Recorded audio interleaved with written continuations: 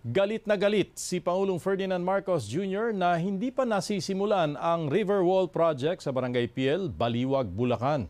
Binisita ng Pangulo ang proyekto isang araw matapos ang pagdinig ng Senado sa mga maanomaliang flood control project. Ayon sa Pangulo, may mga natanggap silang ulat na hindi pa nagagawa ang istruktura na nagkakahalagang 55 million pesos at namarkahang completed ng Department of Public Works and Highways. Ang report dito, 100% complete at saka fully paid. Wala kaming makita na kahit isang hollow block, isang ng simento, walang equipment dito.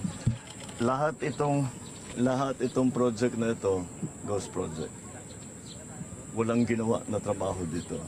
Ang katakataka, hindi namin mahanap itong kontratang ito. So hinahanap pa rin namin.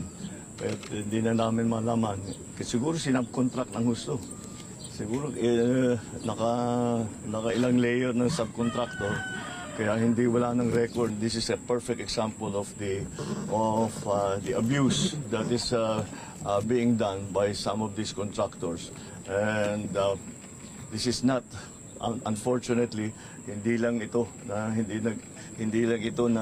project na ganito. Kailangan pa natin na tignan na mabuti lahat ng mga iba.